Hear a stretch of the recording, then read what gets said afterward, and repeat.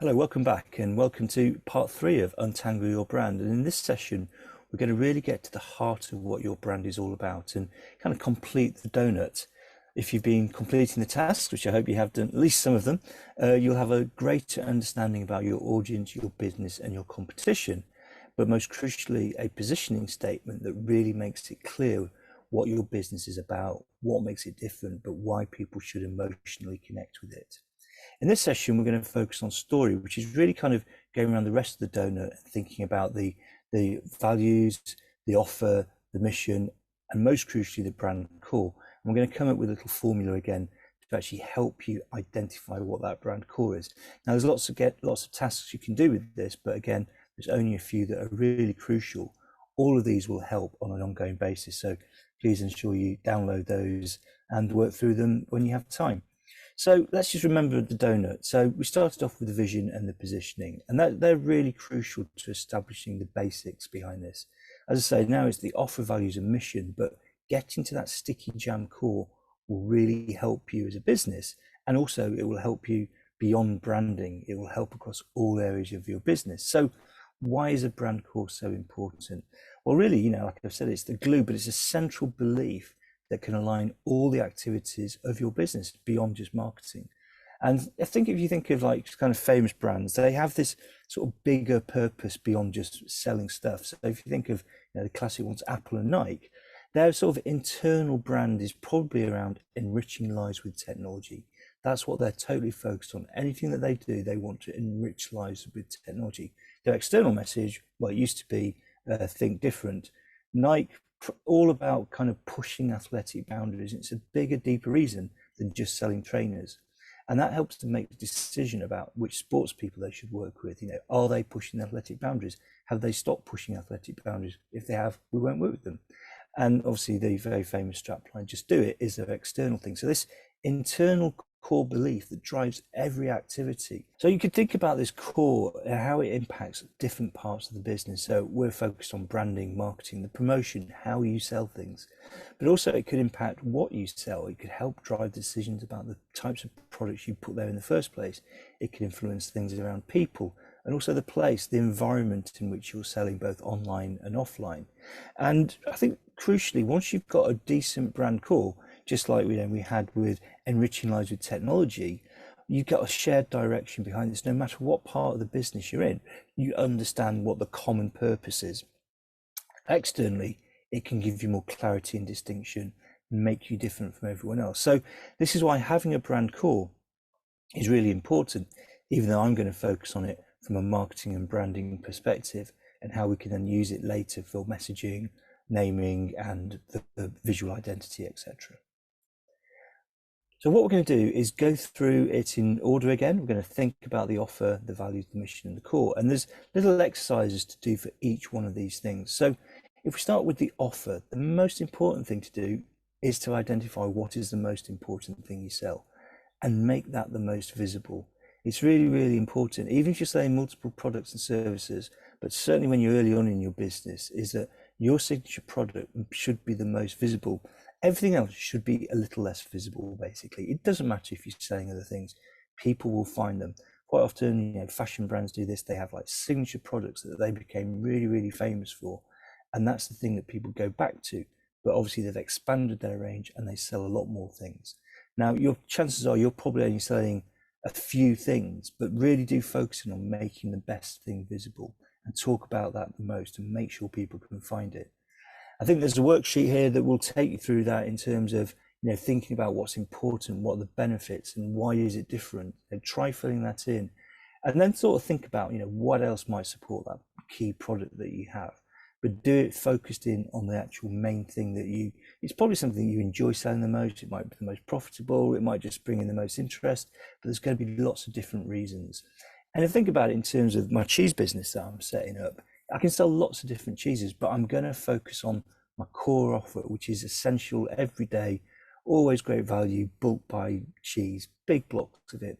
But that doesn't stop me from having things that support that offer, like maybe an indulge range, so slightly higher cost, or the nibble range, so snacks on the go and all that sort of stuff.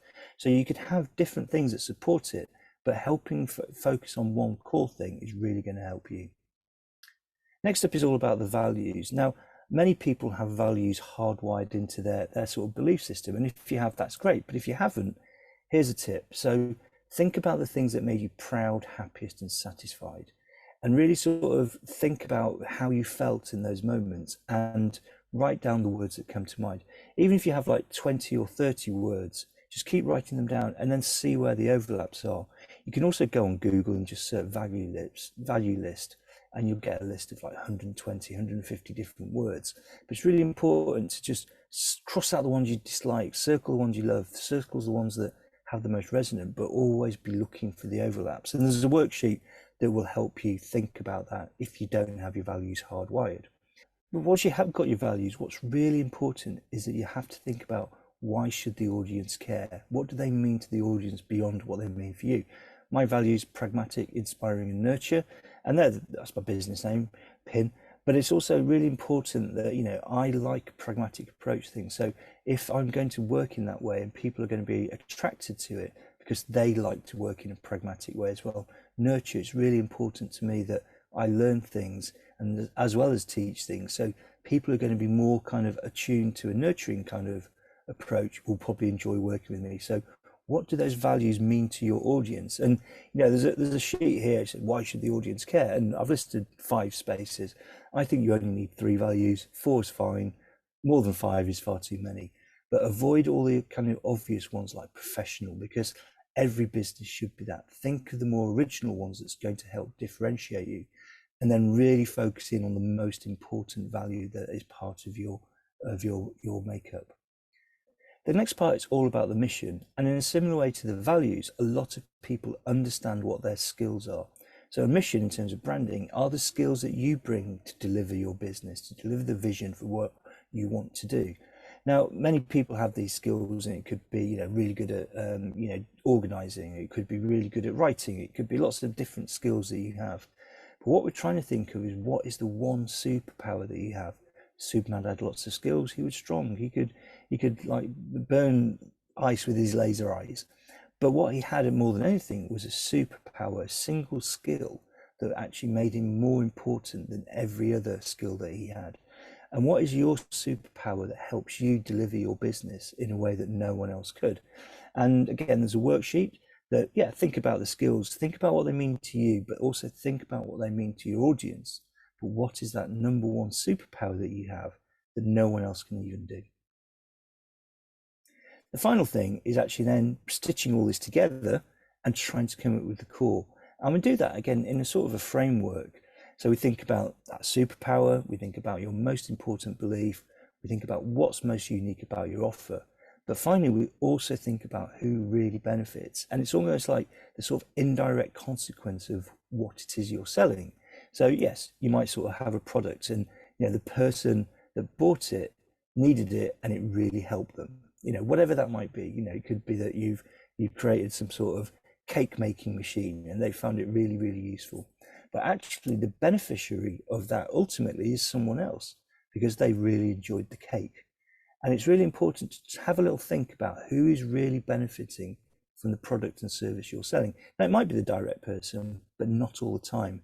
And I'm going to explain that in a second. So once we've got our different parts of the story, so that's the offer, the values, the mission, we can start to stitch it all together, thinking about what really the audience is and how they're really going to benefit. And what I do is, I would stick all these words into boxes, just like we did on the positioning, and then try and craft a sentence out of that. And then finally write down what all that summary of all that information is in 3 or 4 words. What can we distill out of this kind of mix of words and thoughts and ideas, and actually create a much shorter summary sentence? If I think about the structure, I want you to, first of all, think about your superpower. What is the most important skill that you have? What is your most important belief above all other things? What is the value that is most important to you? And what does it mean to your audience? What is it most unique about your number one offer? What is the thing that people will remember about that? And finally, who really benefits? And again, now it's a bit of a leap to think about that in actually a summary, 4 words or so. But if you remember, just like when we were talking about Adam and the Ants or your favorite book or film, Most people can do this for something they know really well, pirate glamour punk rock. You can actually think of what the summary of that is in just a few words, because that's going to be the brand core that you're going to remember. It's actually going to help drive your business. So why it really matters, that brand core I will admit, it's quite a tricky thing to find, but I know that it will be within all the content that you've distilled so far.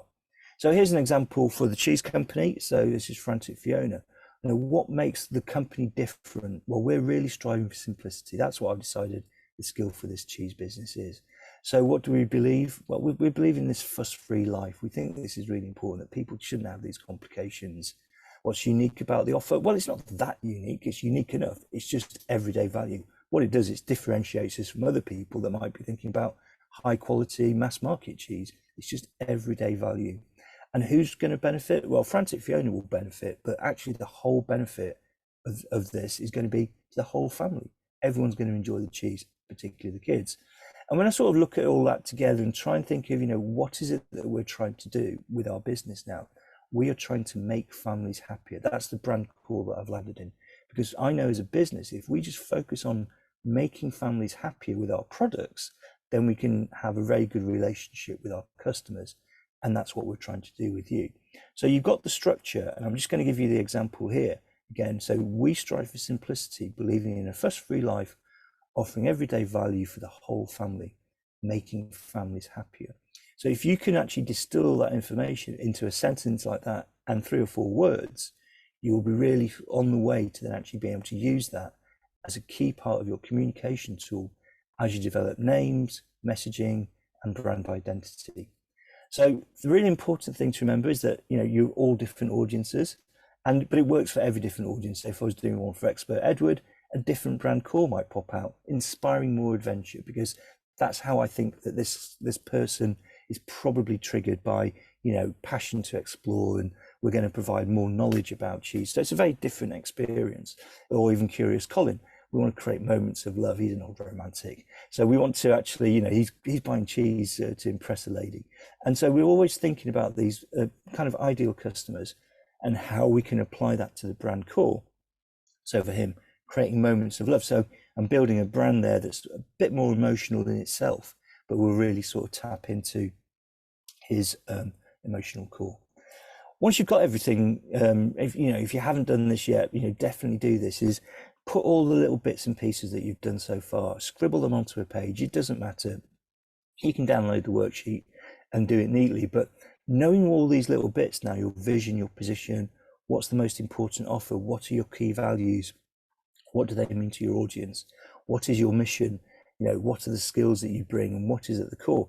And I purposely don't make this big because I don't want to overload it with information. The least you can say, the more meaningful it will become. So, try and keep it summarized into like 20 or 30 words for each of these buckets, if you like, but please do fill in your brand donut and have that as a guide. So that's a kind of must-do task as well.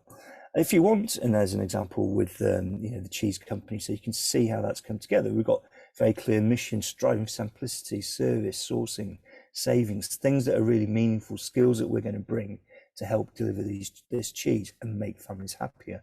We've got a different range. We've got essential, indulge, nibble. We've got values, easy, playful, human, and these are all building up. And you don't need to say a lot more than this. This is really kind of the nuts and bolts of your brand. Once you've got that, you can do this exercise, which is actually creating a brand story, which is a sort of slightly longer form version of everything, but it's sort of more kind of English. It's the sort of thing that you could use as the introduction for a website, but only use concepts and ideas that are in that brand donut. Don't go off into different kind of areas and start talking about something completely different, because you'll start to waffle. Think back to telling the story about your favorite book, film, or movie, and just keep that summary. The brand summary here, this is really the positioning statement, the online cheese company, and then really think about the brand core. Now that is not a strap line. We'll talk about strap lines next. It could be, sometimes it is, but it's just a way of holding, gluing everything together. So enjoy doing the tasks. As I say, the first things, you've really got to focus in on one thing for each of the values, the offer and the mission, but really got to do the brand core. Having those 4 words that really summarize your brand will really help. And also sticking everything on a page. It's just simpler later to then keep referring back to. So enjoy the task, and I look forward to seeing you on the next session, which is all about how to engage verbally.